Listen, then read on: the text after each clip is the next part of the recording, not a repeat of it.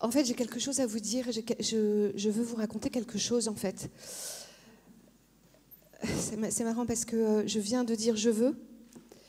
Et cela me permet de m'imposer parmi vous, de prendre ma place.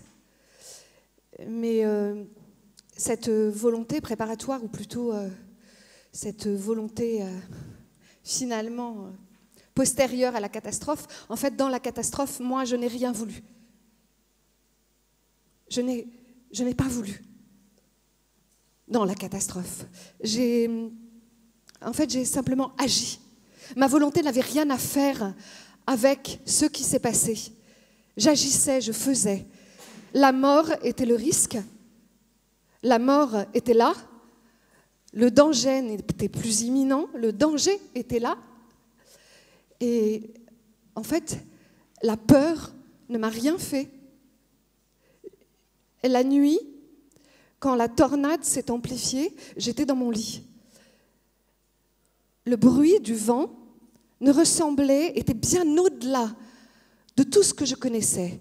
Le son du vent était complètement différent de tout ce que je connaissais. Le soir, les infos régionales nous avaient alertés qu'une tempête allait venir, qu'une tempête allait arriver et qu'il fallait que nous devions rester chez nous, ne pas sortir, qu'il fallait ne pas sortir. Et c'est important d'obéir aux autorités. C'est important de penser que les autorités font ce qu'elles peuvent.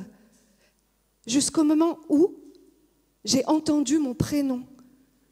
Et je me suis levée, je suis allée à la fenêtre et j'ai vu un ami à ma porte qui m'appelait. Je suis descendue en fait, au rez-de-chaussée de ma maison et là j'ai vu que le sol était recouvert d'eau.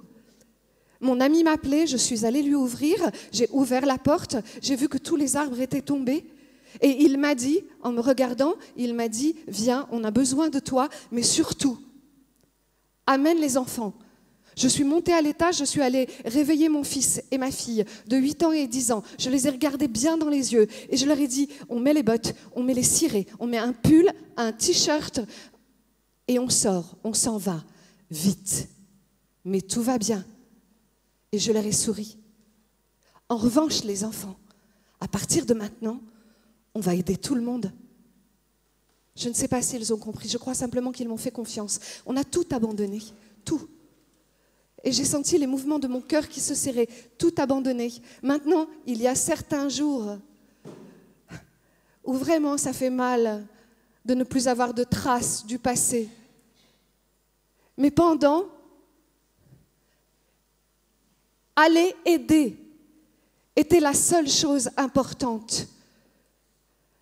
Il y avait des villageois, on est sortis de la maison, les enfants étaient prêts, mon ami était là, on est sortis de la maison, les arbres étaient sur le sol, il pleuvait à torrents, on est passé à travers les gouttes, le chaos, le déluge.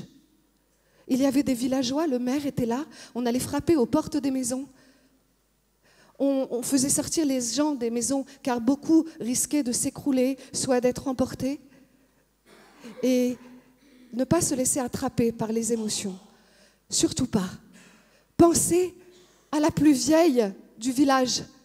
Allez la sauver, la trouver dans son lit, perdue, à garde, frigorifiée. À 4 personnes, on l'a soulevée, on l'a transportée le plus délicatement possible. C'était difficile de la protéger dans le chaos.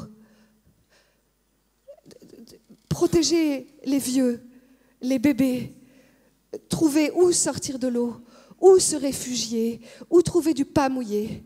La vieille, elle est terrifiée. Et quand on est sorti de sa maison s'est écroulée. Et heureusement, en fait, elle n'a rien vu. Et si vous saviez comme j'ai été heureuse